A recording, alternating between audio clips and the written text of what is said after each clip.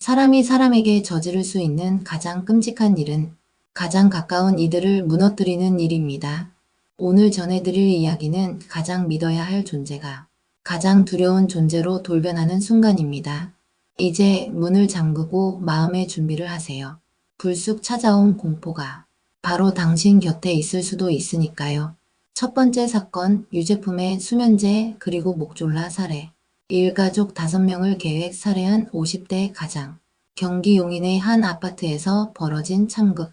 주택건설업체를 운영하던 50대 가장 이모 씨는 수십억 원대 사기 혐의로 경찰 수사를 받고 있었습니다. 불법 분양계약과 계약금 횡령으로 민사소송까지 당하자 그는 벼랑 끝에 몰렸고 극단적인 생각을 품습니다. 하지만 그는 단순히 자신의 죽음으로 끝내지 않았습니다. 내가 죽으면 가족이 이 빚을 떠안는다는 이유로 그는 가족을 함께 데려가기로 마음먹었습니다. 4월 14일 그는 미리 준비해둔 수면제를 분쇄기에 갈아넣고 가족에게 유제품을 건넸습니다. 80대 부모에게는 마시는 요구르트를, 50대 아내와 두 딸에게는 떠먹는 요구르트를, 딸은 각각 10대와 20대였습니다. 잠든 가족을 향해 그는 밤 9시 반부터 차례로 움직입니다. 수면제가 퍼지기를 기다린 후 손으로 직접 목을 졸라 모두를 살해했습니다. 80대 노무는 거세게 저항했고 그의 팔에는 핥히어진 상처가 남았습니다. 범행을 끝낸 그는 내가 죽더라도 모두 함께 가야 했다는 메모를 남기고 도주합니다. 자신의 딸에게 범행을 암시하는 문자도 보냈습니다. 다음날 연락이 닿지 않자 가족들이 찾아와 시신을 발견했고 그는 인근 오피스텔에서 자해한 채 발견되었습니다. 경찰은 계획적이고 치밀한 범죄로 판단하며 구속했고 이 씨는 현재 첫 재판을 기다리고 있습니다. 이 남자의 비극은 그 혼자만의 것이 아니었습니다. 가장 가까운 사람들을 데려간 그 순간부터 그는 사람이기를 포기했습니다. 두 번째 사건, 안 죽었잖아. 지하철에 불 지른 60대 남성. 그가 고른 복수의 방식은 전차 방화. 너 때문에 죽을 뻔했잖아. 승객이 분노에 찬 목소리로 외치자 남성은 이렇게 답했습니다. 안 죽었잖아. 이 짧은 한마디는 단순한 몰지각이 아니었습니다. 수백 명의 생명을 위험에 빠뜨리고도 죄의식 하나 없는 그의 냉정하고도 섬뜩한 심리가 고스란히 드러난 순간이었습니다. 지난달 31일 오전 8시 43분 서울 지하철 5호선 여의나루역을 막 출발한 열차 안 출근길로 붐비던 이 열차에 기름통을 든 한 남성 60대 원모 씨가 타고 있었습니다. 그는 가방에서 옷가지와 라이터형 토치를 꺼냈고 순식간에 불을 질렀습니다. 연기가 번지고 사람들이 비명을 지르며 쓰러지는 아비규환. 400여 명이 넘는 승객들은 군자역에서 간신히 대피할 수 있었습니다. 하지만 그 안에서 총 23명이 연기를 마셔 병원으로 실려갔고 129명은 현장에서 응급처치를 받아야 했습니다. 지하철 한량은 불에 타고 두량은 검게 그을려 손해액만 약 3억 3천만 원에 달했습니다. 당시 열차 내부에 쓰러져 있던 원 씨는 승객들 도움으로 탈출했으며 놀랍게도 대피한 승객들과 아무렇지 않게 대화를 나누기도 했습니다. 하지만 경찰은 그의 손에 묻은 지난 그 흐름을 이상히 여겨 추궁했고 결국 원 씨는 현행범으로 체포되어 범행을 자백했습니다. 원 씨는 경찰 조사에서 이혼 소송 결과에 불만이 있었다고 진술했습니다. 사건의 핵심은 4년 전 고등어 구이였습니다. 형에 따르면 아내는 고등어 구이를 해놓지 않았다는 이유로 이혼 소송을 제기했고 이후 원 씨는 소송에서 막대한 위자료와 재산 분할을 요구받으며 좌절했다고 합니다. 돈도 뺏기고 사람도 떠나고 인생 다 망쳤다는 생각에 사로잡힌 그는 세상을 향해 자신처럼 괴로워하라는 복수심을 품게 되었습니다. 사건 당일 기자가 그에게 물었습니다. 이혼 소송 결과를 공론화하려고 불을 지른 건가요? 네, 그는 다른 질문엔 답하지 않았습니다. 자신의 파괴 행위가 세상을 향한 메시지라도 되는 양말입니다. 세 번째 사건, 헤어지지 않으면 남편 죽인다. 내연녀 협박한 아내의 선택. 남편이 바람을 피운다는 사실을 알고도 10년 넘게 침묵했던 한 여성이 있었습니다. 하지만 그 인내의 끝이 무너지는 건 단 하루면 충분했습니다. 지난해 7월 25일 새벽 52세의 아내 A씨는 흉기를 들고 내연녀의 집을 찾아갑니다. 당장 헤어지지 않으면 남편을 죽이겠다는 협박 메시지를 남긴 그는 출입문을 흉기로 내려치고 침입을 시도합니다. 결국 문이 열리지 않자 돌아섰지만 이미 위협은 충분했습니다. 피해자는 남편과 장기간 내연관계를 유지해온 50대 여성. A씨는 남편에게 이혼을 요구했고 남편은 이를 거절했습니다. 법정에서 A씨는 자신의 파탄난 결혼생활과 심리적 고통을 호소했지만 재판부는 그 어떤 상황에서도 폭력은 정당화될 수 없다고 선고했습니다. 그녀는 징역 6개월에 집행유예 1년을 선고받았습니다. 상처 입은 사랑은 가해로 되돌아왔고 그 고통의 끝은 정의가 아니라 파국이었습니다. 네 번째 사건, 띵동 문 열자마자 묻지마 흉기 공격. 지난해 11월 어느 날 새벽, 부산 강서구의 조용한 아파트 단지. 새벽 3시가 넘은 시각, 누군가 각 집의 초인종을 누르기 시작합니다. 띵동. 문을 연 순간 피 튀기는 비명이 울려 퍼졌습니다. 범인은 30대 남성 A씨. 그는 몇 년째 무직 상태였고 부모의 꾸중에 반복적으로 분노를 폭발시켰습니다. 그날도 가족과의 다툼 끝에 집을 뛰쳐나간 그는 아무나 찌르고 싶다는 충동에 휩싸여 흉기를 챙깁니다. 그는 처음 본 집 초인종을 눌렀고 문이 열리자마자 복부를 찔렀습니다. 피해자는 다행히 생명에는 지장이 없었지만 심각한 정신적 충격을 겪고 있습니다. 그는 결국 체포됐고 재판부는 대상이 누구든 상관없는 범죄는 사회 전체에 대한 도전이라며 징역 5년을 선고했습니다. 범죄의 이유가 필요 없는 시대. 띵동 한 번이 누군가의 인생을 찢었습니다. 다섯 번째 사건, 평생 때밀며 모은 돈 사기당한 70대. 목욕탕에서 40년 넘게 일하며 묵묵히 돈을 모은 한 노인. 그는 누구보다 검소하게 살았고 한 푼 두 푼 모아 마련한 전 재산은 1억 6천만 원이었습니다. 그런데 어느 날 지인이라 믿었던 70대 남성이 사업 자금이 급하게 필요하다며 손을 내밉니다. 처음에는 300만 원, 이자를 챙겨주며 신뢰를 쌓더니 점점 금액이 불어나며 총 44차례에 걸쳐 돈을 받아갑니다. 그렇게 사라진 돈은 1억 6천만 원. 남성은 이를 사업 자금으로 쓴 게 아니라 생활비와 다른 채무에 사용해버렸습니다. 항소심 재판부는 일부 변제하려는 태도가 있다며 원심 징역 2년을 1년 4개월로 감형했습니다. 하지만 피해자에게 돌아온 건 고통뿐이었습니다. 노후는 망가졌고 신뢰는 무너졌습니다. 사람을 믿었고 인생을 걸었지만 돌아온 건 빈 통장과 깊은 배신이었습니다. 여섯 번째 사건, 중학생 교사 교육 방식 불만 품고 야구 방망이로 폭행 갈비뼈 골절. 경기 수원시 한 중학교에서 14세 중학생 A군이 수업 도중 50대 교사를 알루미늄 야구 방망이로 폭행하는 사건이 발생했습니다. 지난달 30일 오전 9시 50분경 운동장에서 체육 수업 중 갑자기 방망이를 휘둘러 교사를 공격, 갈비뼈 골절 등 중상을 입혔습니다. 경찰은 특수상해 혐의로 A군을 입건해 조사 중입니다. 조사 결과 A군과 교사 사이에 별다른 갈등은 없었으나 A군이 교육 방식이 마음에 들지 않는다고 폭행 이유를 진술했습니다. 교육청은 교권보호위원회를 열고 심리 상담을 지원할 계획입니다. 지하철 안에서, 가정 안에서, 초인종 뒤에서, 교실 안에서 괜히 찜찜해지는 이야기의 주인공들은 항상 당신 옆에 있습니다. 익숙한 사람이 낯설어지는 순간 이미 늦었을지도 모릅니다. 괜히 찜찜해지는 얘기. 다음 편에서도 지금 이 순간에도 벌어지고 있는 소름 끼치는 현실을 전해드리겠습니다. 구독과 좋아요는 찜찜함을 덜어드릴 수는 없지만 저에겐 큰 힘이 됩니다. 가족을 바다에 밀어넣은 남편. 시신 곁에서 도망친 이유는 무서워서였습니다. 아무리 인생이 힘들어도 이런 결말은 누가 상상이나 했을까요? 조모상 중에 퇴폐업소 검색한 남편. 모태솔로 동생의 말도 안 되는 신혼집 요구, 그리고 원래 죽을 사람이었다는 말을 남긴 중학생 엄마까지. 이번 이야기는 그냥 듣고 넘기기엔 너무 불편합니다. 괜히 찜찜해지는 얘기 시작합니다. 첫 번째 사건. 바다로 돌진한 가족여행. 살아남은 건 오직 아버지뿐. 2025년 6월 1일 전남 진도의 한 항만 선착장. 새벽 1시 12분.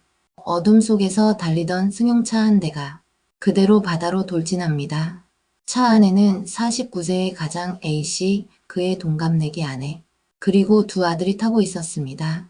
살아남은 사람은 단 한 명 A씨뿐이었습니다. 가족 여행을 핑계로 무안의 숙소에서 하룻밤을 보낸 뒤 목포와 신안을 거쳐 진도까지 내려온 그들. 그 여정 속에서 A씨는 음료에 수면제를 섞어 아내와 아이들에게 먹였습니다. 그 수면제는 다름 아닌 아내가 평소 정신과 치료를 위해 복용하던 약이었습니다. 그리고 결국 선착장 끝에서 바다로 차량을 몰았습니다. 바닷물이 차오르자 그는 홀로 탈출했고 인근 야산으로 도망쳤습니다.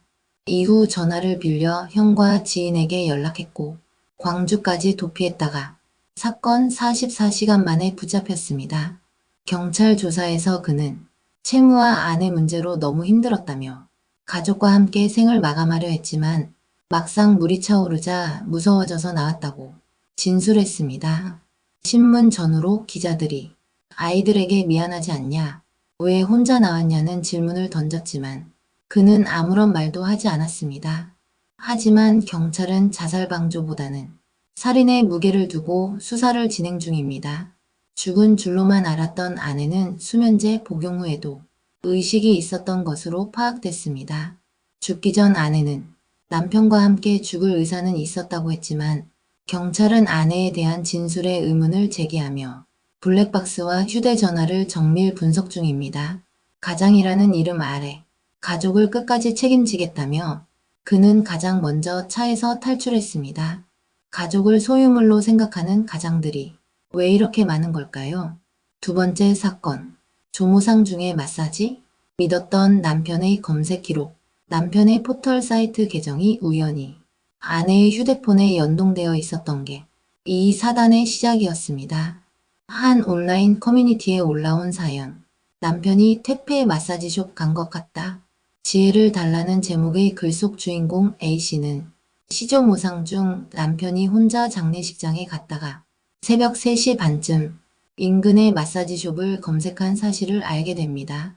검색한 가게들은 하나같이 퇴폐업소로 의심되는 곳, 동시에 접속한 건 숙박앱, 심지어 이전에도 새벽 시간대 출장 마사지를 검색한 기록이 있었고 그 시점 이후 남편 폰엔 마사지 관련 스팸 문자들이 쏟아졌다고 합니다. 알고 보니 혼전 동거 경력까지 숨기고 있었던 남편. 아내는 결국 변호사 상담을 예약했습니다. 그 사실을 눈치챈 남편은 검색 기록을 싹 지워버렸고 대화는 끊겼습니다. 결국 아내는 말합니다. 가정을 잘하겠다는 약속, 그건 말뿐이었다고요. 이제서라도 알게 된 게 얼마나 다행인지. 조무상의 마사지라면 병자가 아닐까요? 세 번째 사건. 모태솔로 동생의 갑질 청첩장. 잠실 30평대 전셋집 요구. 갑자기 여자친구가 생겼다는 남동생. 누나에게 전한 첫 마디는 결혼할 건데 잠실에 30평대 전셋집 해줘.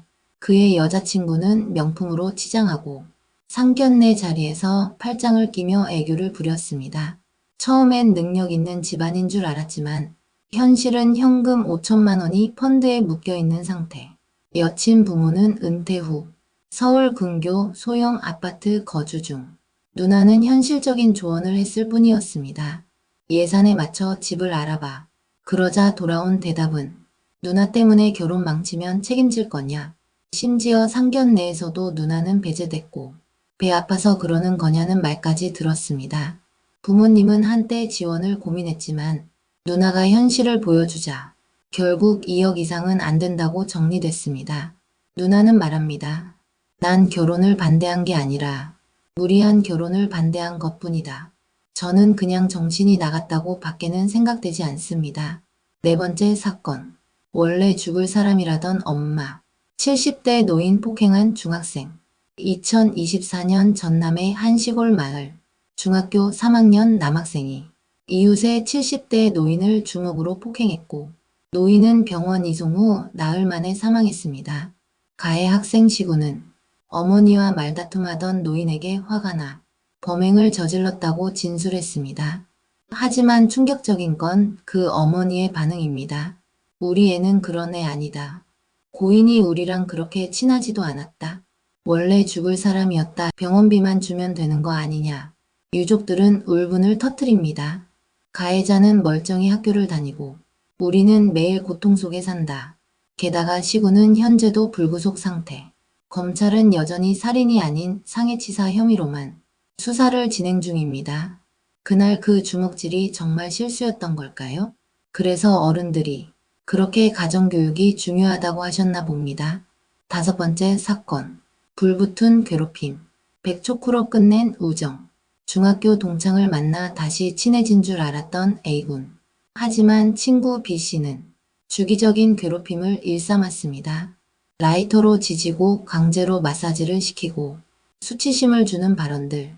결국 2022년 8월 찜질방에서 주짓수 기술인 백초크를 걸어 A군을 질식사시켰습니다. B씨는 인터넷에 백초크 사망, 목 졸라 죽음 등을 검색했습니다. 하지만 법원은 그의 범행을 폭행치사로 판단했고 징역 5년, 항소심도 이 판결을 유지했습니다. 사람을 죽이고도 20대 중반이면 사회에 복귀할 수 있는 시간입니다. 이게 말이 되는 건지 항상 법은 누구의 편인지 모르겠습니다. 6번째 사건. 6만 5천 원 안 주겠다. 수선비 먹튀 여성 적반하장 죽겠다 협박까지. A씨는 얼마 전 원피스와 블라우스 수선을 의뢰한 여성 손님에게 곤란한 일을 겪었습니다. 여성은 돈을 갚지 않으면 경찰에 신고해도 된다며 간곡히 수선을 맡겼습니다. 2시간 뒤 직접 가게에 와서 원피스를 입고 치수를 재고 수선을 맡기고 떠난 여성. 다음 날 수선이 끝나자 여성은 가게에 와서 옷을 챙기며 계좌번호 알려달라. 내일 꼭 주겠다고 약속했습니다. 총 수선비는 6만 5천 원이었습니다. 그러나 이후 여성은 아직 회사에서 돈이 들어오지 않았다며 계속 미뤘고 부모도 연락 안 되고 친구도 없다. 다음 주까지만 기다려달라라며 안타까운 사정을 전했습니다. 심지어 나도 죽고 싶다는 호소까지. 3주 넘게 기다린 A씨가 돈 안 주면 경찰에 신고하겠다고 경고하자 여성은 그냥 신고하세요. 죽으면 되니까라며 오히려 적반하장 태도를 보였습니다. 결국 A씨는 경찰에 신고했고 이 사건은 6만 5천 원 수선비 먹튀와 협박으로 알려졌습니다. 요즘은 범죄의 범주를 잘 모르는 비상식적인 사람들이 너무 많습니다. 누군가는 한 사람을 죽이고도 다시 사회로 돌아오고 누군가는 사랑이라는 이름에 속아 끝을 맞이합니다. 관계라는 건 언제나 우리를 따뜻하게도 끔찍하게도 만들죠. 괜히 찜찜해지는 얘기 다음 편에서 또 찾아뵙겠습니다. 누가 봐도 평범하지 않은 이야기들입니다. 사람의 목숨을 가볍게 여긴 이들, 감정에 휘둘린 끝에 일어난 일들, 그리고 우리가 미처 생각지 못한 곳에서 일어나고 있는 잊을 수 없는 장면들. 여러분은 오늘도 괜히 찜찜해지는 얘기와 함께하고 계십니다. 지금부터 들려드릴 이야기는 듣고 나면 머릿속에 오래 남을지 모릅니다. 생각할수록 섬뜩하고 알수록 소름 끼치는 이야기들. 지금 시작합니다. 첫 번째 사건. 너 유흥업소 다니지? 끝없는 폭언, 칼을 든 15세 딸. 욕설은 하루의 시작이었습니다. 중학교 3학년 A양은 엄마에게 매일같이 CX년, KX 같은 년이라는 말을 들으며 살았습니다. 8시간, 길게는 일주일 내내 이어지는 폭언 속에서 A양은 방 안에 숨어 지냈습니다. 그녀가 방 문을 닫으면 엄마는 문 앞에서 욕을 퍼부었습니다. 그날도 그랬습니다. 2024년 10월 20일 오전 8시 40분. 술에 취한 어머니 B씨는 다시 욕설을 시작했습니다. 전날 새벽 4시에 멈췄던 폭언이 겨우 4시간 만에 다시 시작된 것이었습니다.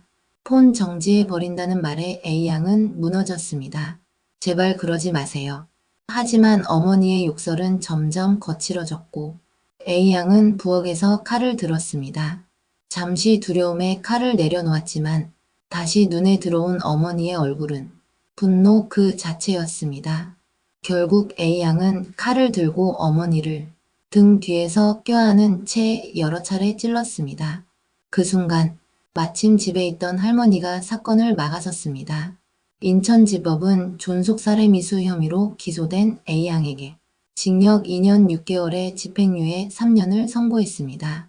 정신과 치료와 보호관찰도 함께 명령됐습니다. 재판부는 말했습니다. 자칫 생명을 잃었을 수 있는 무거운 죄지만 A양은 수년간 정서적 학대를 받아왔고 이 사건을 계기로 모친이 반성하고 선처를 호소한 점을 참작한다고 했습니다. 그러나 이 사건은 우리에게 묻고 있습니다. 가정은 과연 아이에게 안전한 공간이었는가? 두 번째 사건. 관 속에서 다시 숨을 쉰 88세 노인. 사망 판정까지 받았습니다. 그런데 관에 눕히던 순간 그녀는 숨을 쉬고 있었습니다. 체코풀젠에 살던 88세 할머니는 심각한 질병으로 인해 의식을 잃었습니다. 남편이 구조대를 불렀고 검시관이 도착해 사망을 판정했습니다. 이제 남은 것은 장례뿐이었습니다. 몇 시간 뒤 장례업체 직원이 관에 시신을 옮기려는 순간이었습니다. 숨소리가 들렸습니다. 정말로 살아 있었습니다. 구조대가 다시 도착했고 그녀는 병원으로 옮겨졌습니다. 현재 중태지만 생존은 확인됐습니다. 남편은 말했습니다.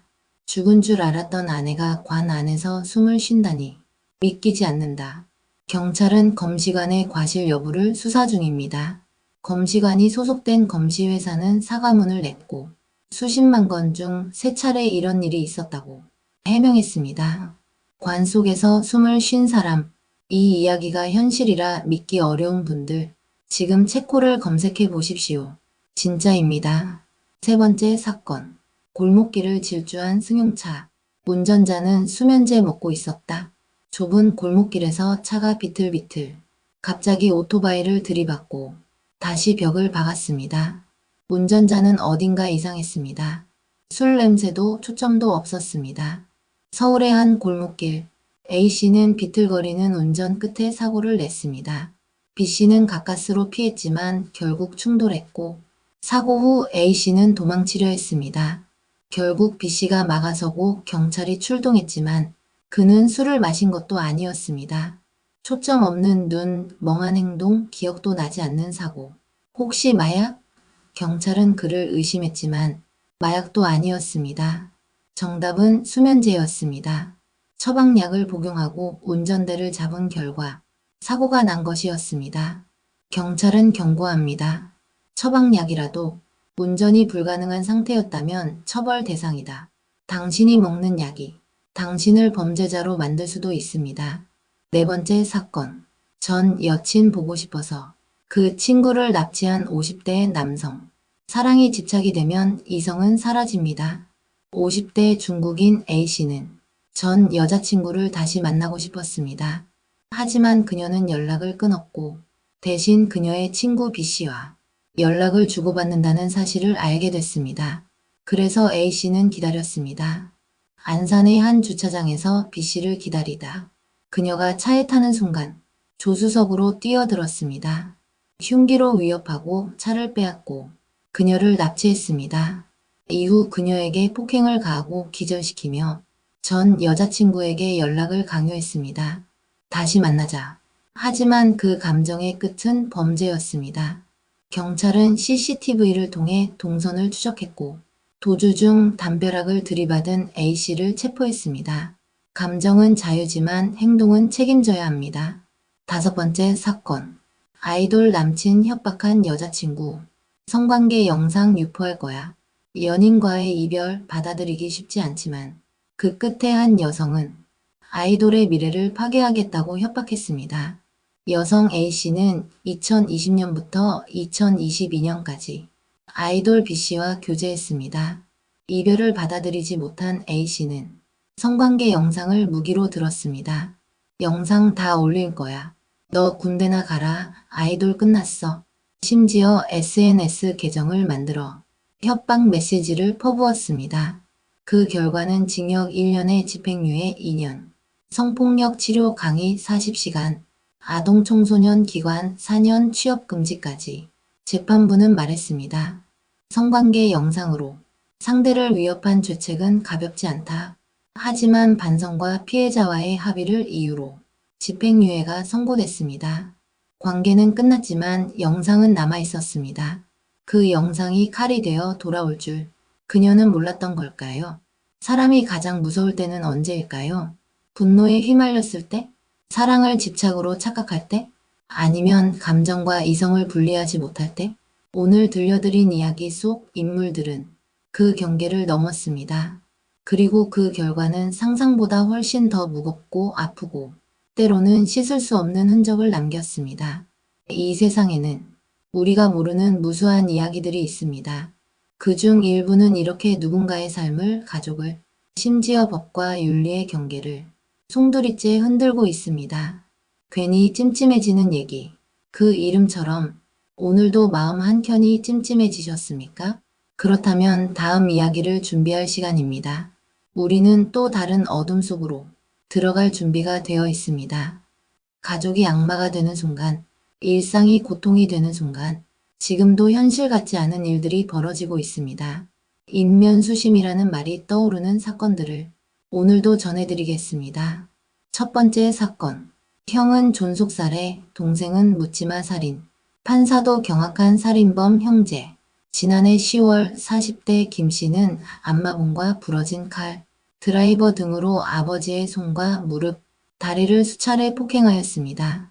심지어 아버지가 화장실에 가고 싶다는 말을 하였지만 움직이지 못하게 막아 그 자리에서 용변을 보게 하는 엽기적인 행위까지 저질렀습니다.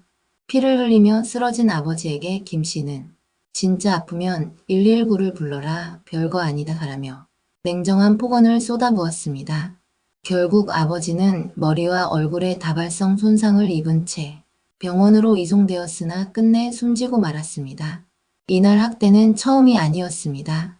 일주일 전부터 90cm가 넘는 철제봉으로 아버지의 몸 곳곳을 폭행하였으며 일부 범행 장면은 영상으로도 촬영되어 있었습니다. 지난 22일 서울 남부지법 형사합 21부는 존속살해 혐의로 기소된 김 씨에게 징역 30년을 선고하였습니다. 재판부는 피해자를 폭행하며 장시간 욕설과 폭행을 일삼은 패륜적인 범행의 잔혹함에 경악을 금할 수 없다고 밝혔습니다.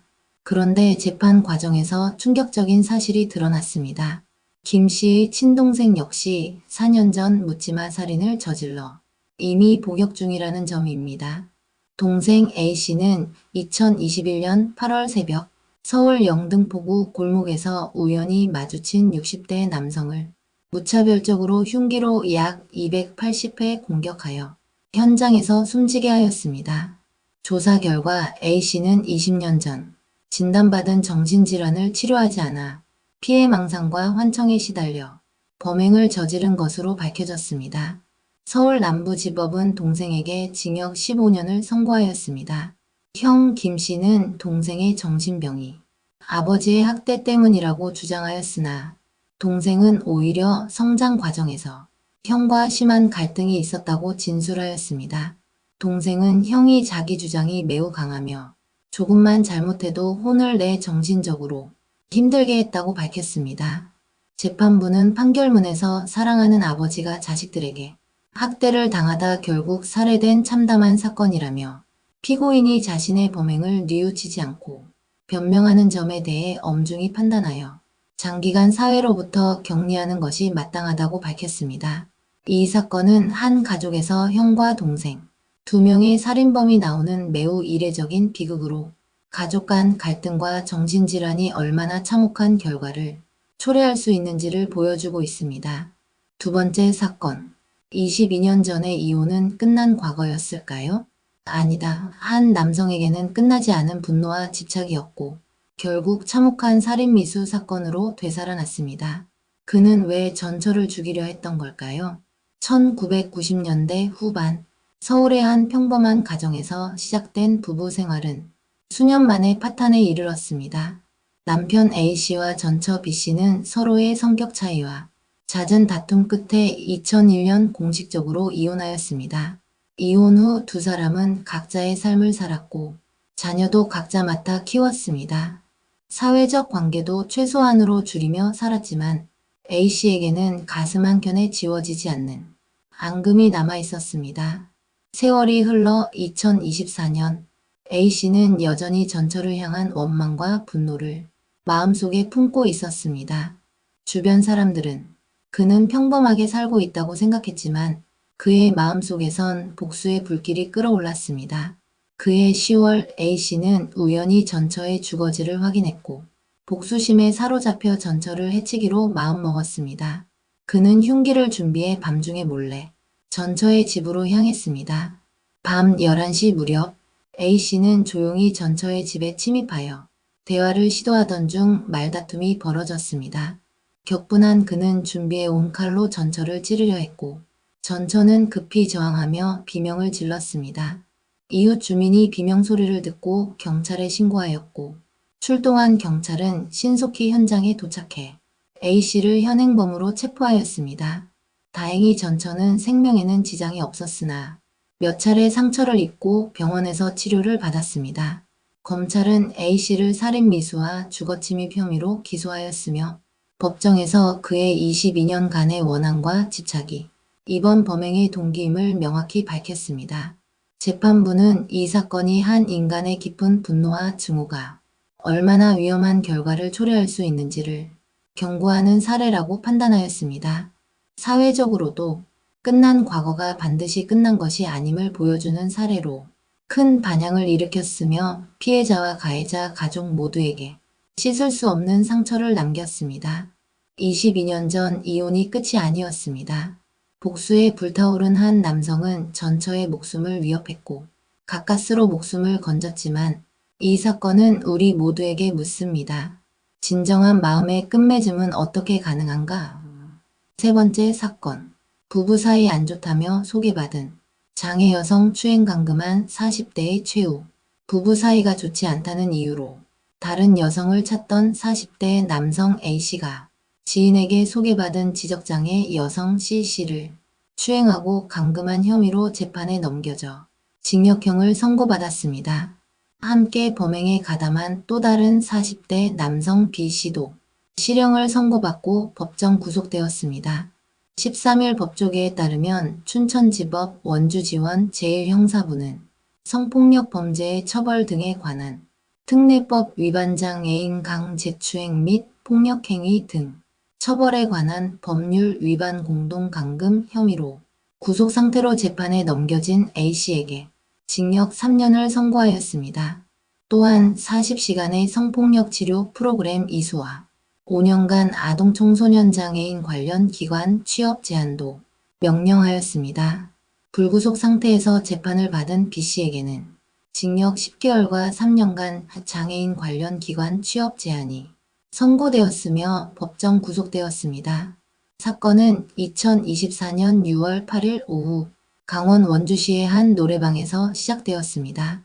A씨는 지적장애가 있는 C씨를 자신의 옆자리에 앉히고 그녀의 신체 주요 부위를 만지거나 볼과 입술에 뽀뽀하는 등 추행 행위를 하였습니다. 이전에 A씨는 B씨에게 부부 사이가 좋지 않으니 다른 여자를 소개해달라, 장애인이어도 상관없다는 취지로 말하며 C씨를 소개받았고 이후 범행을 저질렀습니다. 사건 다음 날에는 O'씨의 집에서 C씨를 때리고 감금하는 행위도 벌어졌습니다. 이때 A씨는 C씨를 끌어안고 입을 맞추려 하며 주요 신체 부위를 만지는 등 추행도 이어갔습니다. 공소사실에 따르면 A씨는 B씨에게 무조건 C씨를 데려오라고 지시하였고 B씨는 원주 버스터미널에서 승차를 거부하는 C씨의 팔을 끌며 함께 탑승시켰습니다. 또 C씨의 휴대전화 전원을 강제로 꺼 감시하기도 하였습니다. 재판에서 A씨와 B씨는 일부 혐의를 부인하였으나 재판부는 피해자인 C씨의 지적 능력과 진술 내용, 상처 사진, 휴대전화 전원 꺼짐 등의 증거를 토대로 이들의 주장을 받아들이지 않았습니다. 재판부는 지적장애로 보호가 필요한 피해자에 대한 범행이어서 죄질이 매우 중하다며 피고인들은 피해자에게 용서받지 못했으나 동종 전과가 없다는 점은 참작하였다고 판결 이유를 밝혔습니다. 이번 선고 후 A씨와 B씨 검찰 모두 항소장을 제출해 사건은 서울고등법원 춘천재판부에서 다시 심리될 예정입니다. 네 번째 사건. 미성년자들을 가르친다는 자리에서 벌어진 충격적인 범죄. 기타 학원 강사의 끔찍한 추행 사건입니다. 첫사랑을 그리워했다는 이유로 자신의 충동을 억제하지 못했던 30대 강사의 만행과 재판 과정을 전해드립니다. 지난해 11월 중순 제주시에 위치한 한 기타 학원에서 30대 남성 A씨가 13세 미만의 미성년 원생 3명을 수차례에 걸쳐 추행한 혐의로 구속 기소되었습니다. 경찰과 검찰 조사 결과 A씨는 단순한 추행을 넘어 유사성행위까지 저지르고 며칠 뒤에는 간음에 이른 것으로 확인됐습니다. 피해 아동들은 3명에서 추가로 2명이 더 드러났고 이들은 모두 강사의 배신감과 공포 속에 고통받았습니다. A씨는 강사라는 직책을 이용해 원생들과 신뢰관계를 쌓은 뒤 범행을 저질렀습니다. 처음에는 피해자들의 반응을 살피며 점차 대범해졌고 점차 추행의 수위가 높아졌습니다.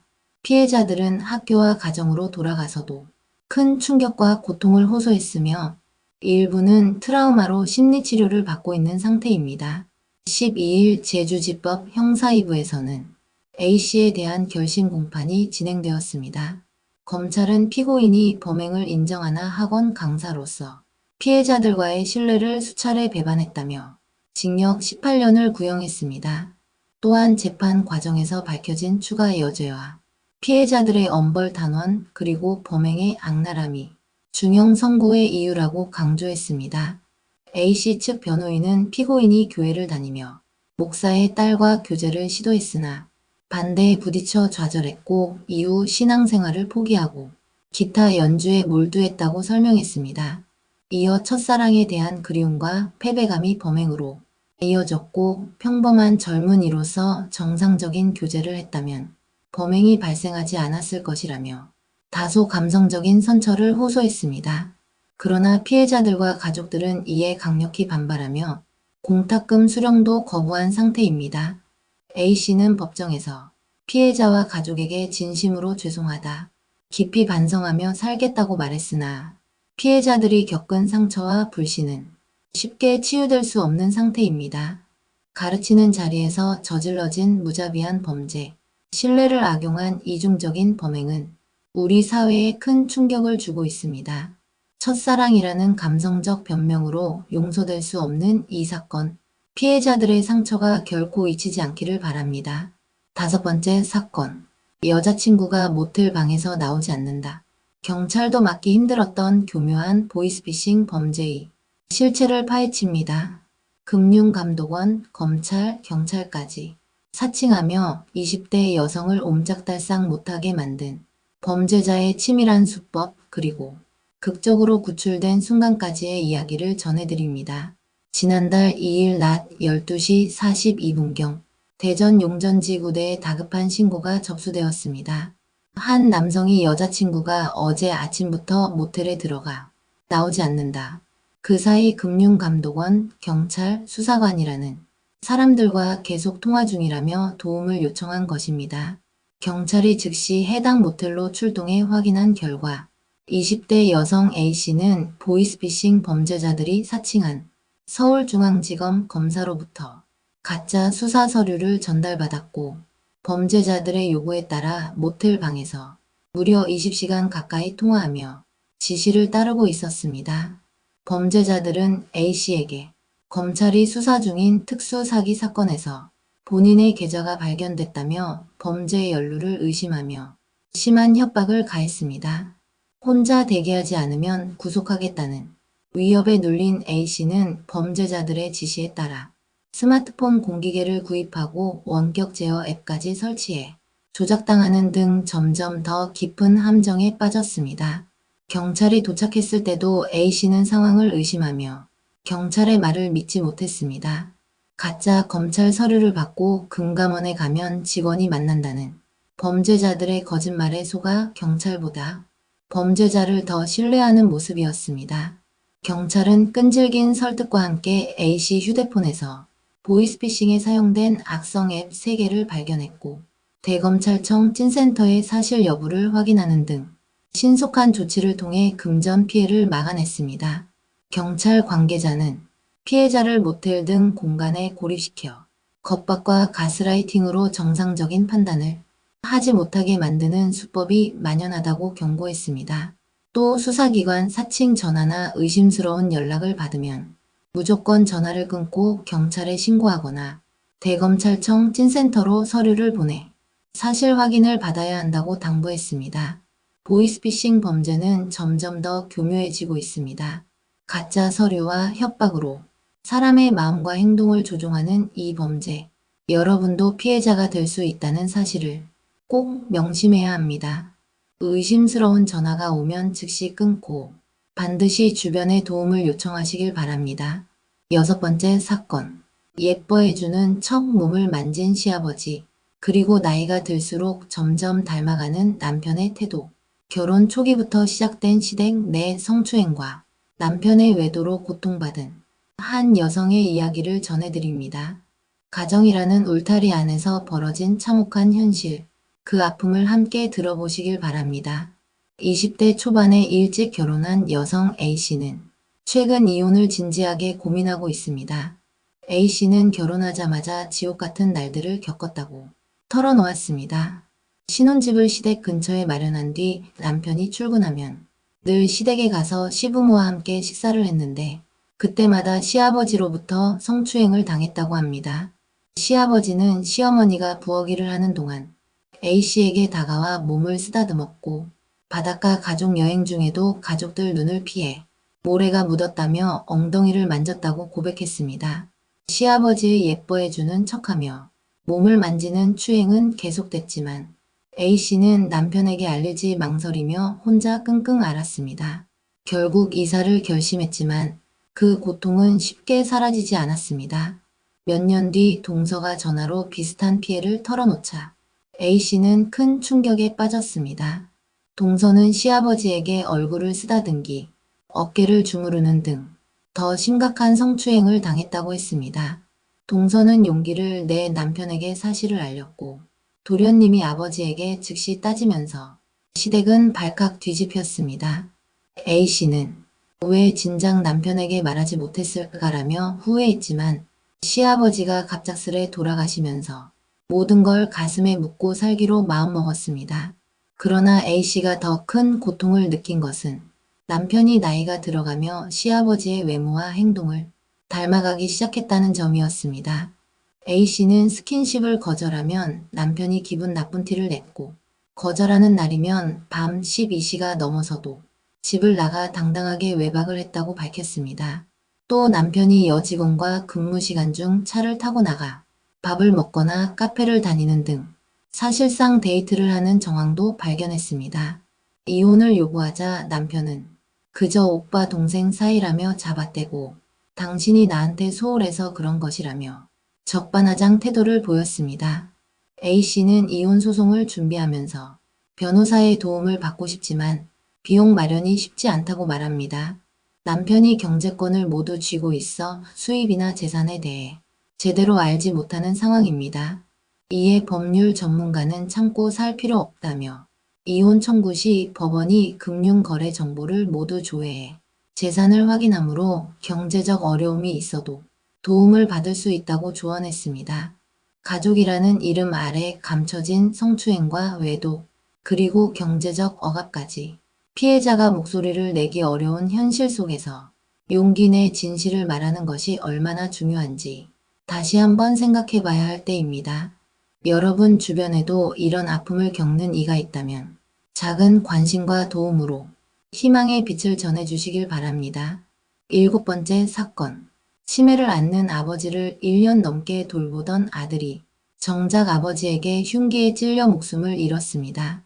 가족을 지키려 했던 60대 아들의 안타까운 최후.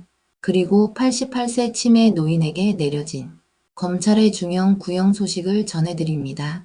경기 양주시 한 아파트에서 지난해 12월 21일 오후 6시 40분쯤 88세 치매 노인 A씨가 자신의 첫째 아들 B씨를 흉기로 찔러 살해한 혐의로 재판에 넘겨졌습니다. B씨는 치매를 앓는 아버지를 돌보기 위해 사건 발생 1년 전부터 부모 집에 들어와 함께 살고 있었습니다. 흉기에 찔려 쓰러진 B씨를 발견한 어머니는 둘째 아들에게 이 사실을 알렸고 둘째 아들은 집에 설치된 CCTV를 확인한 후 즉시 소방당국에 신고했습니다. 소방대는 심폐소생술을 실시하며 B씨를 병원으로 옮겼으나 안타깝게도 B씨는 끝내 숨졌습니다. 검찰은 이날 A씨에게 징역 24년을 선고해달라고 재판부에 요청했고 보호관찰 명령도 함께 청구했습니다. A씨 변호인은 피고인은 흉기로 아들을 찌른 적이 없다고 진술했고 배우자도 범행을 직접 목격하지 않았다며 고령 피고인의 건강 상태를 고려해달라고 주장했습니다. 반면 둘째 아들은 형은 극단적 선택을 할 사람이 아니다. 직장도 다니고 아이들도 크다며 부검 결과 스스로 찌른 것이 아님이 명백히 확인됐다고 강하게 반박했습니다. A씨에 대한 선고 공판은 오는 24일 오후에 진행될 예정입니다. 치매라는 병마와 가족이라는 무게 앞에 벌어진 비극, 돌봄의 책임과 안타까운 사건의 경계에서 우리 사회가 고령 환자와 가족을 어떻게 보호하고 지원해야 하는지 깊이 생각해 볼 때입니다. 오늘도 어김없이 괜히 찜찜해지는 얘기였습니다. 다음 편에서 뵙겠습니다. 안녕하세요. 괜히 찜찜해지는 얘기입니다. 오늘은 우리 주변에서 실제로 벌어진 도무지 이해할 수 없는 잔혹한 사건 6건을 모아봤습니다. 수능 만점 의대생의 충격적 살인부터 여탕과 남탕 스티커를 바꿔 피해를 입힌 아기, 사랑과 가족, 그리고 무차별 폭력까지 끝까지 시선을 뗄 수 없는 이야기들 지금부터 함께 살펴보겠습니다. 첫 번째 사건. 내 유전자는 위대하니까 넌 그릇이었을 뿐. 수능 만점 의대생의 강남역 살인사건. 수능 만점. 명문대 의대생. 누가 봐도 똑똑하고 반듯한 엘리트 청년이었습니다. 하지만 그가 사랑한 여자는 목에 28번 칼을 맞고 옥상 위에서 쓰러졌습니다. 그 피비린내 나는 범죄를 바라보며 우리는 묻지 않을 수 없습니다. 어떻게 사람이 이럴 수 있지? 그의 이름은 최모 씨. 2018학년도 수능 만점자였고 현재는 서울 소재 명문대 의대에 재학 중이었습니다. 그야말로 부모의 자랑, 언론의 관심, 그리고 사회의 기대가 쏟아진 인물이었죠. 하지만 이 모든 화려한 껍질 아래 그는 처음부터 사랑이 아니라 도구를 원했습니다. 그의 타깃은 중학교 동창이었던 A씨. 최 씨가 먼저 연락을 취해 접근했고 2024년 2월 두 사람은 연인 관계로 발전합니다. 하지만 연애를 시작한 지 고작 53일 만에 A씨 부모 몰래 혼인신고를 강행했습니다. 이유는 단 하나. 결혼한 사이니까 이제 내 재산은 내 것이야. A씨 유족은 말합니다. 그는 A씨의 집안 재산을 이용해 서울에 피부과를 차리려 했다. 그것이 목적이었고 그걸 위해 우리 딸을 이용한 것이다. 그러나 부모가 혼인무효 소송을 제기했고 A씨 또한 이별을 통보하자 최 씨는 분노했습니다. 그리고 2024년 5월 서울 강남역 인근 건물 옥상으로 A씨를 데려간 뒤 흉기로 수차례 찔러 살해했습니다. A씨의 몸에서는 총 28곳의 자상 흔적이 발견됐고 특히 경동맥을 정확히 노린 흔적과 함께 사망 후에도 추가로 목과 얼굴을 공격한 정황이 드러났습니다. 하지만 이 사건의 진짜 소름은 그 다음부터였습니다. 조사 결과 최 씨는 동성애 커뮤니티에서 즉석 만남을 지속적으로 가지던 사람이었습니다. 교제하던 시기에도 특정 목욕탕과 찜질방을 다니며 다수의 남성과 가학적 성행위를 원한 정황이 드러났습니다. 그와 실제로 만났다는 한 남성은 이렇게 증언합니다. 그는 내가 원하는 대로 해달라며 매우 폭력적인 성행위를 요구했습니다. 모텔비 더치페이를 하자며 받은 계좌번호도 확인해보니 정말 최 씨 본인 것이었어요. 최 씨는 2차례 정자 기증을 한 사실도 확인됐습니다. 전문가들은 말합니다. 그는 자기 유전자가 뛰어나다고 착각하고 있었고 그 집착이 점점 심해져 결국 타인을 도구로 여긴 겁니다. 실제로 전문의는 자기 애가 극도로 고양된 상태에서 자신의 유전자가 위대하다고 믿게 되었고 결국 이 여자는 내 유전자를 담을 그릇쯤으로 여겼을 수 있다고 분석했습니다. 현재 그는 1심에서 징역 26년, 2025년 5월 14일 열린 2심에서는 징역 30년형을 선고받았습니다. 하지만 검찰은 이를 넘어 사형을 구형했습니다. 그리고 사건은 여기서 끝나지 않았습니다. 피해자의 아버지는 사체 손괴 혐의로 그를 추가 고소했습니다. 딸이 죽은 뒤에도 그 남자는 딸의 목과 얼굴을 잔인하게 훼손했다는 이유였습니다. 기자회견장에서 A씨의 부친은 컴퓨터용 사인펜을 꺼내 얼굴과 목에 상흔을 그렸습니다. 이 볼펜을 칼이라 생각해주세요. 제가 제 딸이라고 생각하고 그때 그 자식이 한 짓을 보여드리겠습니다. 그는 말을 잇지 못하며 눈물을 흘렸고 그 모습을 본 취재진 역시 말문이 막혔습니다.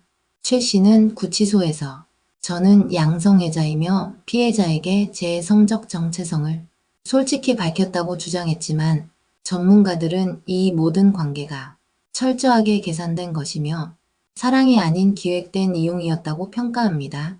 그는 유전자의 우월을 망상하며 사랑을 조각내고 육체를 훼손하고 인생을 파괴했습니다. 똑똑한 괴물은 시험지를 찢는 게 아니라 사람을 찢었습니다. 2번째 사건. 여탕인 줄 알고 나갔는데 남자가 서 있었다. 인천 목욕탕 스티커 바꿔치기 사건. 밤 2시 인천의 한 목욕탕. 부부는 심야 근무를 마치고 나란히 씻으러 들어갔습니다. 3층은 여탕, 5층은 남탕. 분명히 그렇게 표시되어 있었기에 아내는 3층으로 남편은 5층으로 올라갔죠. 하지만 얼마 후 알몸의 아내가 맨발로 뛰쳐나와 떨리는 손으로 말했습니다. 여기 여탕 아니야, 남자가 있었어. 2025년 5월 27일 새벽 2시경 인천의 한 대형 목욕탕에서 믿기 힘든 사건이 벌어졌습니다. 엘리베이터에서 확인한 표시는 분명히 3층 여탕, 5층 남탕. 아내는 3층 버튼을 눌러 당연히 여탕으로 갔습니다. 하지만 탈의실에서 나와 사우나 쪽으로 향하던 그 순간 그녀는 옷을 입은 남성과 마주쳤습니다.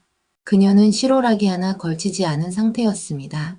황급히 몸을 숨긴 그녀는 목욕탕 측에 항의했고 그제야 3층은 여탕이 아니라 남탕이라는 말을 들었습니다. 무슨 일이 벌어진 걸까? CCTV를 확인한 결과 사건 발생 4시간 전 20, 30대 남성 무리가 엘리베이터 버튼 옆 스티커를 몰래 바꿔 붙인 장면이 포착됐습니다. 남탕과 여탕 스티커가 뒤바뀐 것이었습니다. 문제는 이게 처음이 아니었다는 점입니다.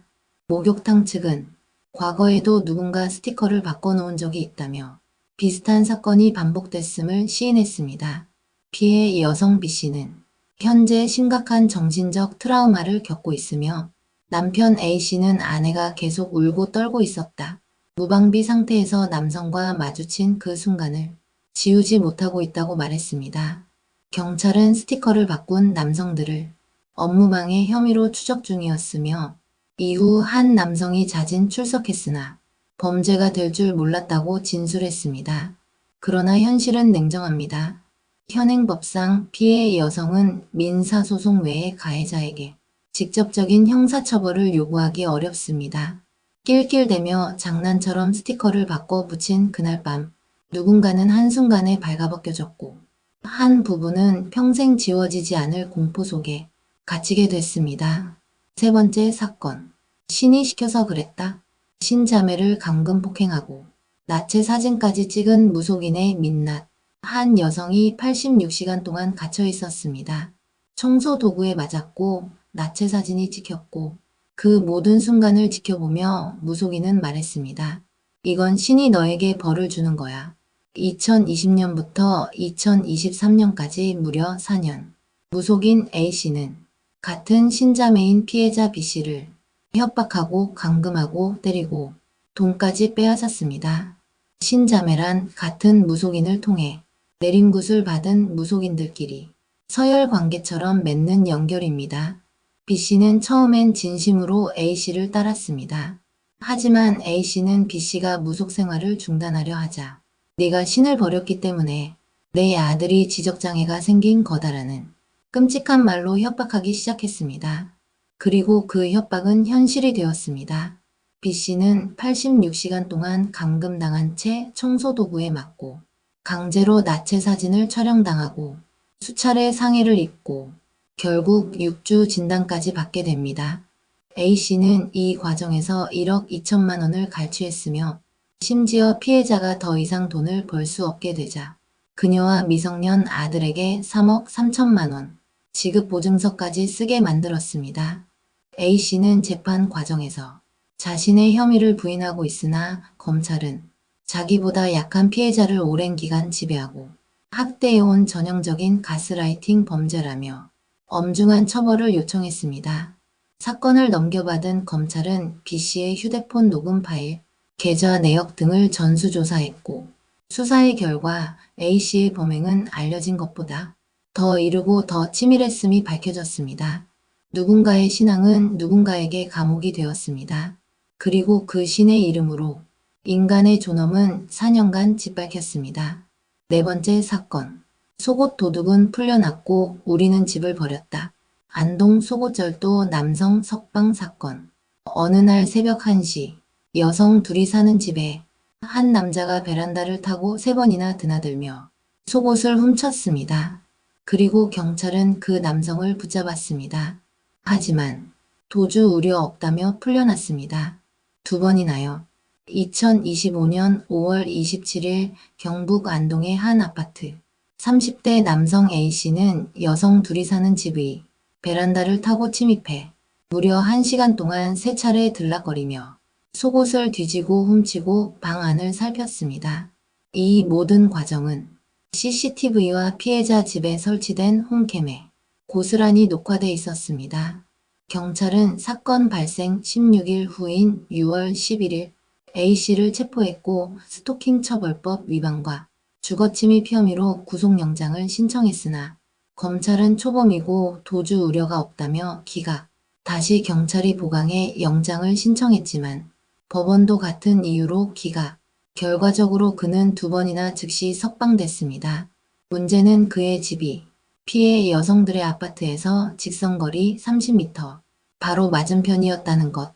극도의 불안을 호소하던 피해자들은 결국 다니던 병원에 사직서를 내고 고향으로 이사를 결정했습니다. 경찰은 스마트워치 지급, 임시 숙소 제공 등의 조치를 취했지만 그 모든 조치는 피해자 쪽에만 향해 있었습니다. 우린 아무 잘못도 안 했는데 왜 우리가 떠나야 하죠? 그 물음 앞에서 법은 조용했습니다. 5번째 사건. 그 유산 내 거 아니야? 자신 몫인 줄 알았던 재산. 아버지 것이란 말에 살인을 택한 30대.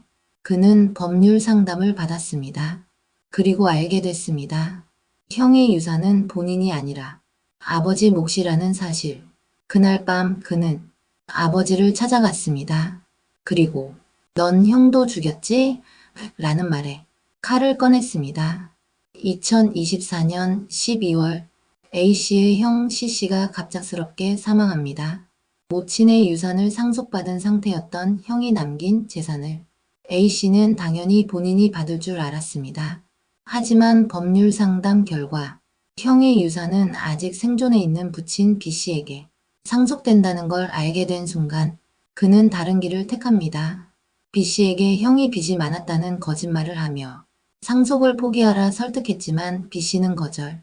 2025년 3월 25일 다시 한번 설득하러 찾아간 자리에서 B씨는 자꾸 그러는 걸 보니 네가 형을 죽인 거 아니냐는 말을 꺼냈고 다음날 새벽 6시 A씨는 아버지를 흉기로 수차례 찔러 살해했습니다.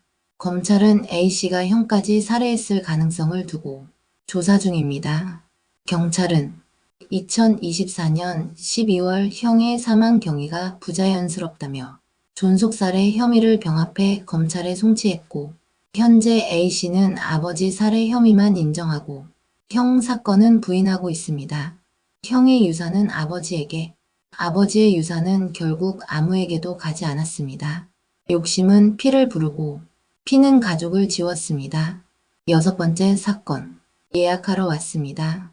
손님인 줄 알았던 남자의 흉기, 그리고 아무 이유 없는 칼날. 낮 1시 반 평범한 점심시간. 여성 사장은 조용히 식당 청소를 하던 중 한 남자가 들어섰습니다. 예약하려고요. 그 말과 동시에 흉기가 날아들었습니다. 2025년 4월 16일 충남의 한 식당. 가해자는 70대 남성, 술에 취한 채 식당으로 들어와 예약하러 왔다고 말합니다. 하지만 피해자가 오늘은 예약이 어렵다고 안내하자 그는 갑자기 흉기를 꺼내 복부를 찌르고 목까지 겨냥해 공격했습니다. 피해자는 맨손으로 흉기를 막으며 필사적으로 저항했고 문 밖으로 가해자를 밀어낸 뒤 식당 문을 잠갔습니다. 그녀는 남편에게 전화를 걸어 칼에 찔렸다, 죽을 것 같다고 말한 뒤 그 자리에서 쓰러졌습니다. 구조대가 문을 부수고 들어왔을 때 그녀는 복부 장기 손상, 손신경 절단 등으로 전치 구조 진단을 받았습니다. 현재까지도 혼자 외출을 못하고 남성의 그림자만 봐도 울음을 터뜨릴 만큼 심각한 PTSD를 겪고 있습니다. 이 여성은 10년 넘게 운영하던 가게를 결국 닫았습니다. 그저 낯선 사람의 무차별 흉기 한 자루 때문에. 재판에서 판사가 가해자에게 피해자에게 사과할 생각이 있느냐고 묻자 그는 아들이 8월에 출소하면 대신 찾아가서 사과할 것이라고 답했습니다. 피해자의 남편은 말합니다. 그게 사과입니까? 협박이지. 오늘 전해드린 사건들 어딘가 찜찜하고 무거운 기분이 남으셨을 겁니다. 하지만 우리가 이런 이야기들을 외면한다면 다시 또 피해자가 생길 수밖에 없습니다. 진실을 기억하고 경각심을 갖는 것만이 더 나은 사회로 나아가는 첫걸음입니다. 괜히 찜찜해지는 얘기. 다음 시간에도 잊지 말아야 할 이야기를 들고 찾아뵙겠습니다. 끝까지 함께 해주셔서 감사합니다. 첫 번째 사건. 접근금지 종료 7일 만에 아내 살해한 남자. 내 집인데 내가 왜 못 들어가냐며 아내를 찾아가 살해한 60대 남성의 말. 가정폭력으로 떨어져 있던 남편이 접근금지 명령이 풀리자마자 일주일도 안 돼 아내를 찾아가 흉기를 들었습니다. 그리고 한마디 했습니다. 나는 잘했다고 생각한다. 2025년 6월 19일 오후 4시 30분 인천 부평구의 한 오피스텔 앞에서 끔찍한 사건이 벌어졌습니다. 현관 앞의 모습을 드러낸 사람은 60대 남성 A씨. 그는 흉기를 들고 있었습니다. 그리고 눈앞에 있던 60대 아내 B씨에게 주저없이 찔러댔습니다. 수차례 찔린 B씨는 결국 피투성이가 된 채 쓰러졌고 곧바로 병원으로 옮겨졌지만 끝내 숨졌습니다. 그들의 과거는 평범하지 않았습니다. 불과 6개월 전 A씨는 가정폭력 혐의로 법원으로부터 100m 접근금지 명령을 받았습니다. 피해자인 아내 B씨는 A씨와 떨어져 조용한 삶을 살고자 했지만 접근금지 조치는 2025년 6월 12일로 종료되었습니다. 그로부터 정확히 7일 후 A씨는 오피스텔로 찾아갔고 결국 아내를 살해했습니다. 그는 이미 6월 16일과 18일 두 차례나 그곳을 방문한 적이 있었습니다. 한 번은 만나지 못했고 또 한 번은 그저 발길을 돌렸습니다. 그러다 결국 19일 흉기를 들고 다시 찾아온 겁니다. 특히 충격적인 건 A씨의 태도였습니다. 영장실질 심사를 받기 전 취재진이 돌아가신 아내에게 할 말은 없느냐고 묻자 A씨는 이렇게 말했습니다. 나는 잘했다고 여긴다. 또 왜 접근금지 조치가 끝나자마자 찾아갔냐는 질문엔 내 집인데 내가 들어가야지. 남은 가족도 아들 하나뿐인데 미안할 게 없다고 했습니다. 더 안타까운 사실은 사건 당일 아내 B씨가 경찰서를 직접 찾아갔었다는 것입니다. 스마트워치 지급과 CCTV 설치를 요청하려던 중이었습니다. 하지만 행정 절차는 너무 느렸고 그는 보호받기 전에 살해당했습니다. A씨는 경찰 조사에서 접근금지 끝나고 집에 갔더니 비밀번호가 바뀌어 있었고 무시당하는 것 같아 화가 났다고 진술했습니다. 결국 그 분노는 살인이라는 극단적인 형태로 폭발했습니다. 가정폭력에서 벗어났다고 믿었던 여성. 하지만 법적인 거리 100m는 죽음의 그림자를 막아주지 못했습니다. 그리고 살인은 끝까지 이렇게 변명합니다. 내가 잘한 거다. 두 번째 사건. 며느리의 비밀 친구. 아들이 세상을 떠난 날, 며느리는 다른 남자 품에 안겨 있었다. 그리고 손녀는 말했다. 엄마 비밀 친구야. 하나뿐인 아들이 세상을 떠난 날, 그의 아내는 다른 남자의 품에 안겨 눈물을 흘리고 있었습니다. 그리고 몇 주 뒤 손녀는 이렇게 말했습니다. 엄마의 비밀 친구야. 쉿. 60대 여성 A씨는 사랑하는 하나뿐인 아들을 잃었습니다. 2년간 병마와 싸우다 세상을 떠난 아들. 그 장례식장에서 A씨는 며느리의 충격적인 모습을 목격합니다. 눈앞에 보인 건 며느리가 다른 남자의 품에 안겨 손을 맞잡고 있는 장면이었습니다. 고개를 푹 숙이고 있던 그 남자는 A씨와 눈도 마주치지 않은 채 사라졌습니다. A씨가 며느리를 불러 따져 묻자 그녀는 사촌 오빠다. 외국에 있다가 잠깐 온 것이라며 둘러댔습니다. 하지만 이 상황 이후 며느리는 죽은 남편의 물건들을 하나도 남김없이 정리해버렸고 A씨에게 5천만 원을 요구하며 손녀 양육을 맡기고 홀로 생활하기 시작했습니다. 그러던 어느 날 A씨는 손녀를 유치원에 데려다주고 돌아오던 길 회사에 있어야 할 며느리가 동네 카페에서 한 남성과 손을 꼭 잡고 웃고 있는 모습을 목격합니다. 놀란 A씨는 손녀가 볼까봐 자리를 피하려 했지만 손녀는 카페 안을 보더니 이렇게 말했습니다. 엄마다. 비밀 친구도 같이 있네. 그리고 이어진 한마디. 할머니 쉿 비밀이야. 그 말에 전율이 느껴진 A씨는 해당 카페를 찾아가 손님인 척 접근했습니다. 놀랍게도 그 남자는 장례식장에서 며느리를 안고 있던 바로 그 남자. 그리고 그 카페의 사장이었습니다. A씨가 슬쩍 말을 건넸습니다. 사장님, 인상이 참 좋네요. 결혼하셨어요? 그 남자는 이렇게 답했습니다. 아직이요. 여자친구랑 결혼 준비 중이에요. 3년쯤 만났어요. 세상이 무너졌습니다. 그 여자친구가 자신의 며느리라는 걸 A씨는 직감했습니다. 그리고 곧바로 며느리를 찾아가 진실을 묻자 그녀는 이젠 남편도 없는데 무슨 상관이냐고 되묻습니다. 하지만 A씨는 손녀에게 물었습니다. 저 아저씨 자주 봤니? 손녀는 대답합니다. 응. 아빠 살아있을 때도 셋이서 놀이공원 많이 갔어. 즉, 이 관계는 이미 아들이 살아있을 때부터 시작됐다는 의심을 품게 됐습니다. 법적으로 이 관계를 단죄하긴 어렵습니다. 하지만 남편이 세상을 떠나기 전부터 부정한 관계를 맺고 있었다면 이건 단순한 새 출발이 아니라 배신입니다. 아들을 먼저 떠나보낸 시어머니, 그런 그녀에게 손녀가 건넨 말은 위로가 아닌 찜찜한 비밀의 열쇠였습니다. 그리고 모든 걸 알고 난 뒤에도 며느리는 말했습니다. 뭐가 문제냐고요? 세 번째 사건, 사진첩의 진실, 11년 연애, 6년 동거, 그리고 어느 날 발견한 사진엔 유부녀와 찍은 셀카, 외도 흔적, 그리고 속옷까지. 누구보다 믿었고 누구보다 가까웠던 사람. 그와 11년을 함께했고 6년 동안 한 집에 살았습니다. 하지만 어느 날 그의 컴퓨터를 열었을 때 당신은 믿을 수 없는 진실과 마주합니다. 입사 5년 차 남자친구. 그는 늘 바빴습니다. 야근이야, 심사 보고서 작성 중이야, 부서 적응이 힘들어. 그의 핑계는 다양했고 여자는 그 말을 믿었습니다. 6년을 함께 살며 11년을 사랑했으니까요. 그런데 이상했습니다. 회식 후 늦은 귀가 주말이면 아버지 대신 운전해야 해라며 연락 두절. 밤 산책을 나갔다가 다음날 아침에 돌아오는 일도 생겼습니다.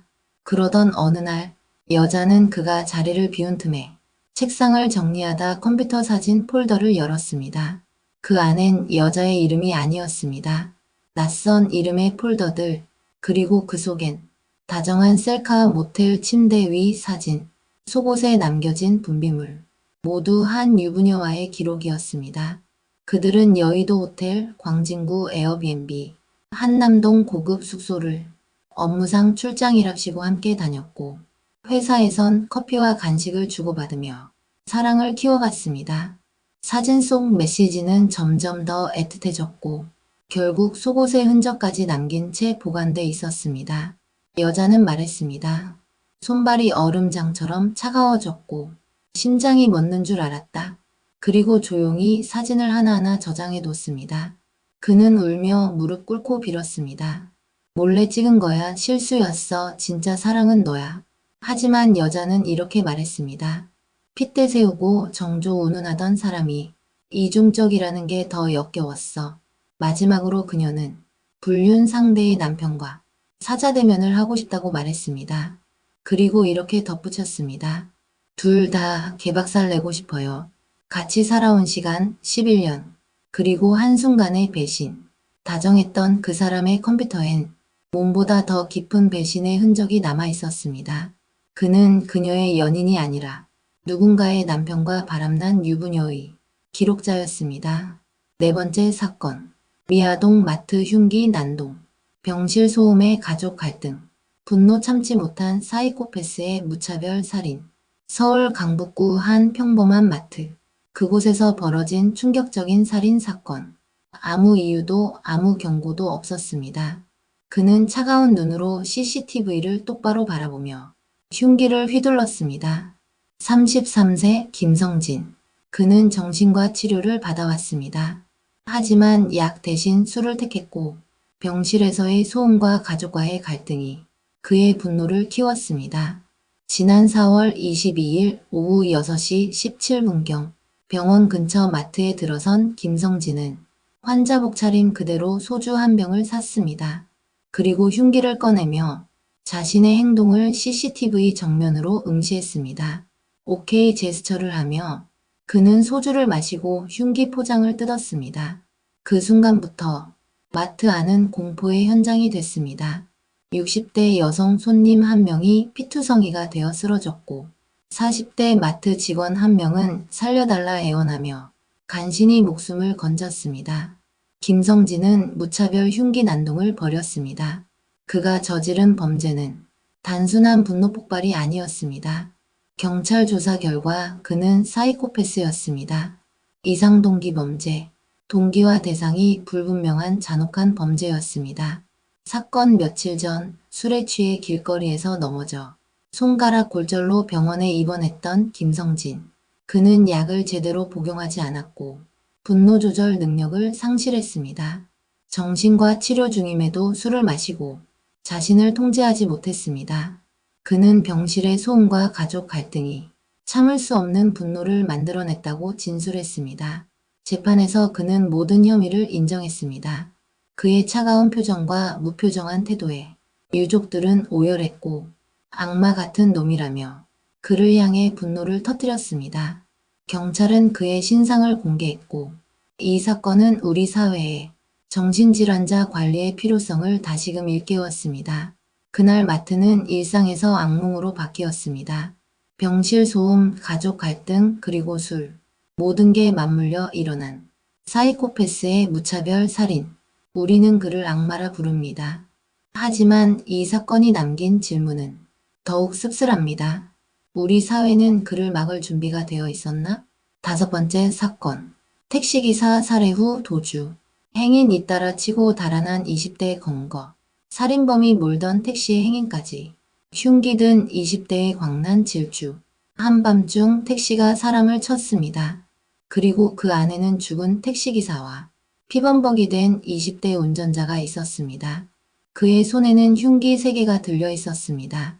경기 화성시 비봉면 새벽 3시 30분경 60대 택시기사와 21세 윤모 씨는 도로 위에서 다툼을 벌였습니다. 육 씨는 흉기를 꺼내 택시기사를 여러 차례 찔렀습니다. 기사의 몸은 금세 피범벅이 됐고 택시는 통제력을 잃었습니다.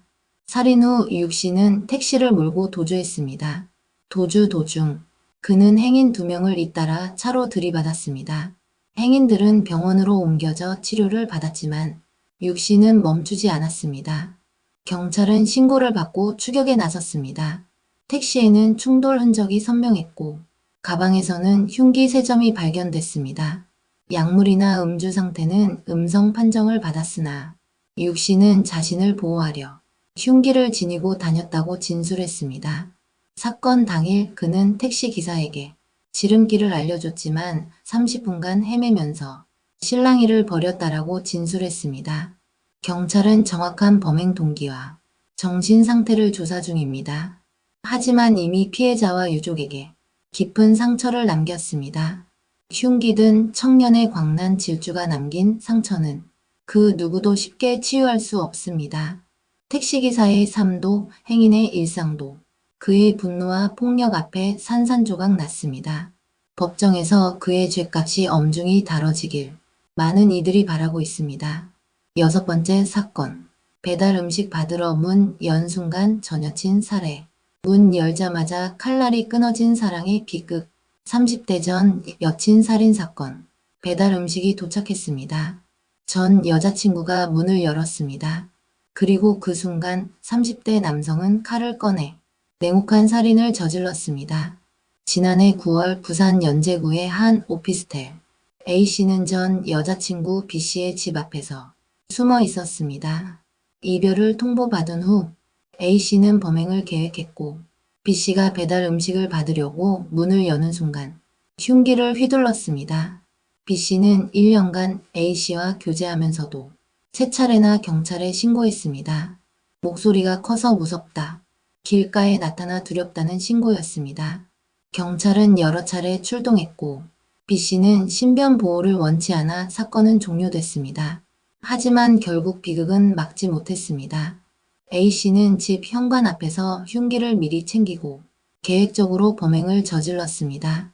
재판 과정에서 O'씨는 심신장애 상태를 주장했으나 법원은 이를 받아들이지 않았습니다. 1심에서는 징역 25년이 선고됐으나 검찰과 피고인이 모두 항소하며 재판이 이어졌습니다. 항소심은 범행 동기와 내용, 계획성, 피해자 상처 등을 종합해 볼 때 1심 형량이 다소 가볍다며 징역 30년과 보호관찰 5년을 선고했습니다. B씨의 가족들은 판결이 너무 가볍다. 우울증의 암까지 겪고 있다고 호소했습니다. 사랑이 증오로 변하는 순간 그 피해자는 돌이킬 수 없는 상처를 입었습니다.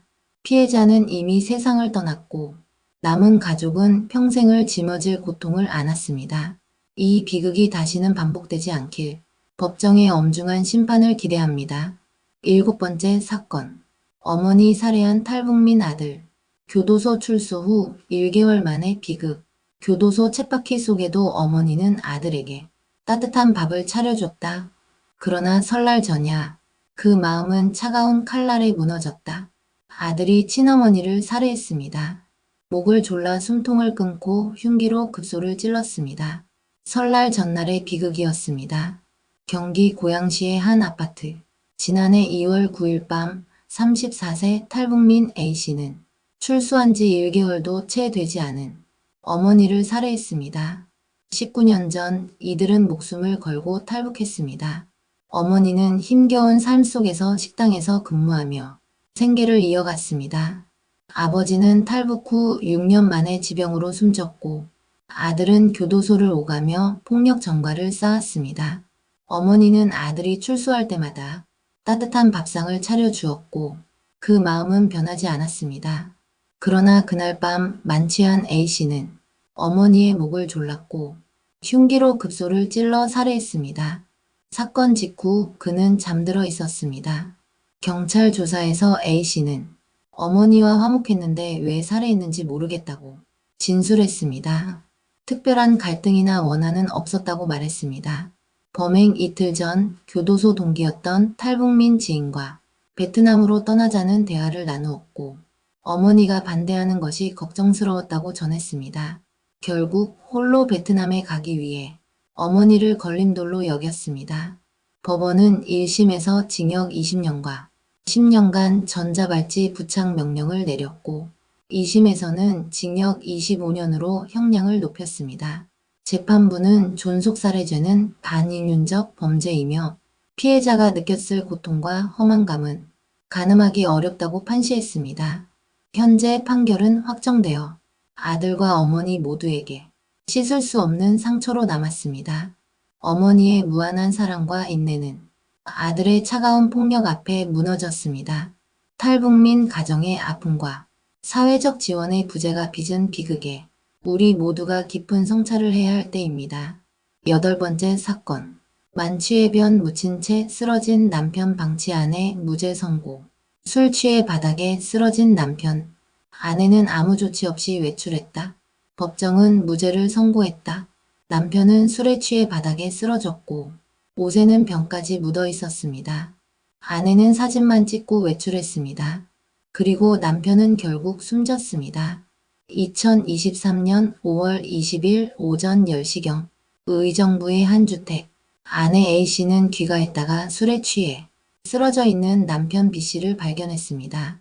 B씨는 의식을 잃은 상태였으며 속옷과 다리 등에 대변이 묻어 있었습니다. 하지만 A씨는 별다른 조치를 취하지 않고 남편 사진 몇 장만 찍은 후 외출했습니다. 오후 3시경 집에 돌아와 보니 남편은 여전히 같은 상태로 누워 있었습니다. 이후 A씨는 119에 신고했지만 남편은 결국 숨졌습니다. 검찰은 A씨를 유기죄로 기소했습니다. 남편을 발견하고도 적절한 구호 조치를 하지 않았다는 이유에서였습니다. 하지만 A씨는 남편이 평소 술을 많이 마시며 만취 상태로 아무 데서나 잠든다는 점을 증언하며 고의적인 유기가 아니라고 주장했습니다. 또 처음 발견 시점에 대해 경찰의 거짓 진술한 점은 당황스러움과 후회의 감정 때문이라고 밝혔습니다. 국민참여재판에서 배심원과 재판부는 유기의 고의성이 입증되지 않았다고 판단했습니다. 결국 의정부 지법은 아내 A씨에게 무죄를 선고했습니다. 사랑하는 사람의 나약함 앞에서 과연 어떤 선택이 옳은 것인지 법정에서조차 쉽지 않은 판단이었습니다. 이 사건은 책임과 의무 사이 인간의 복잡한 감정을 우리에게 다시금 생각하게 합니다.